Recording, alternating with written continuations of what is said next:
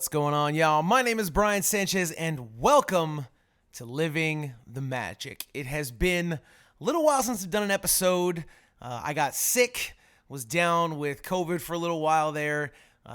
Whole other myriad of excuses that y'all don't really care about, and I won't bore you with. There's been a ton of news and things that have happened in the theme park world, though, over the past few weeks since I've put out an episode. So in order to get caught up on all these, I'm going to release a bunch of rapid-fire, shorter episodes over the next few days just to weigh in on some things that I've missed. Announcements about HHN, stuff coming to Universal, some Disney topics that have popped up, Obi-Wan, Miss Marvel. We'll dive into all of those over the next few days. So, make sure you subscribe so you don't miss those.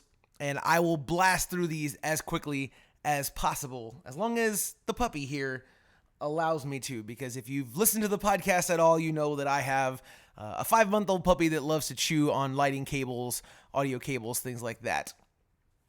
Today, gonna dive into a news story that popped up a few weeks back that I never got to weigh in on, and that is Universal Orlando announced that they're bringing escape rooms to City Walk. I think this is an absolutely fantastic idea.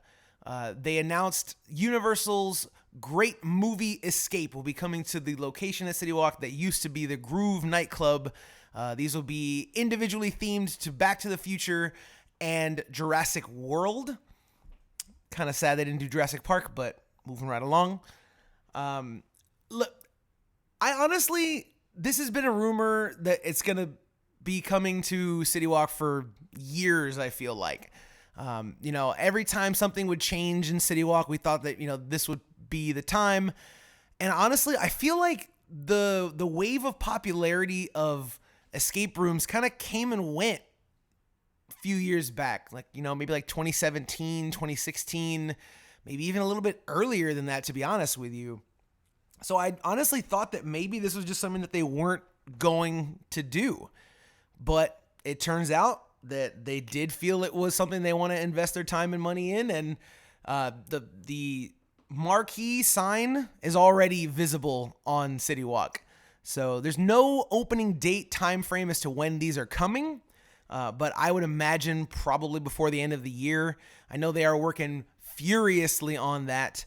I will put a link to an article that has a little bit more information, some photos and stuff in the description of, if you're watching on YouTube on the video, you can check it out there.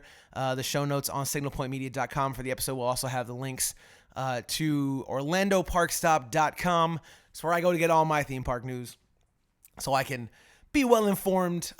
Alicia, the folks over there at Theme Park Stop, have had this kind of pegged as a rumor for a very, very long time. And so we kind of knew that this kind of thing was coming. But I think this is a fantastic idea and an incredible addition to City Walk. Kind of surprised that they didn't go the Potter route, but maybe they want to test it out with some more classic Universal properties before going the full-blown J.K. Rowling Potter route with these. I can say for certain, though, if these are super popular, if there is repeatability in these, we'll definitely get more of these. Who knows? We might be able to get something that changes, maybe just additional rooms to these. Hoping that this will also have repeatability. I know a lot of places that do escape rooms will have like different levels of difficulty in the escape rooms. So you can do them more than once. They'll have different puzzles that are set up in the same rooms. So doing these, just doing the Back to the Future one and then the Jurassic World one, and then being done with it. I hope there's more to it than that, and other properties that can come in and be used in further expansions or rotating, out in these. I'd love to see a Jaws one, obviously a Potter one. I'd love to see a more family, oriented, aimed at your younger kids, a Minions one. I think kids would have a blast, and they're adults too. I mean, I'm 34 years old, my wife's 31, and we laugh our butts off every time we see the Minions and stuff. So I'd love to see that. Maybe some Halloween HHN stuff would be kind of cool. Maybe we get some like special edition versions during Halloween and spooky season. some family-oriented stuff for that. Scooby-Doo and the Gang, I think, would be a fantastic way to incorporate some other properties that maybe they don't want to invest in full-blown attractions. They maybe can roll the dice and test the level of interest in these escape rooms at City Walk, and then if they prove to be super popular, we could get some full-blown attractions later on down the road. So this is a great addition to City Walk. If you can't tell, I'm super stoked about it and cannot wait. Again, we don't have an opening date, but once we do, we'll definitely, let y'all know as best we can. And hopefully when we get down to Orlando on our next trip, these will be open and we can take a look and check out that Back to the Future one. I think would be really, really cool.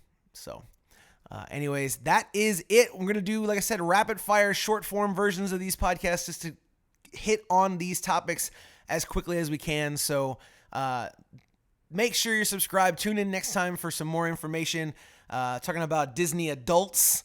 I'm going to weigh in on that topic because it seems like every couple of weeks, Twitter just kind of blows up and the world just kind of starts hating on Disney adults. And I have theories as to why.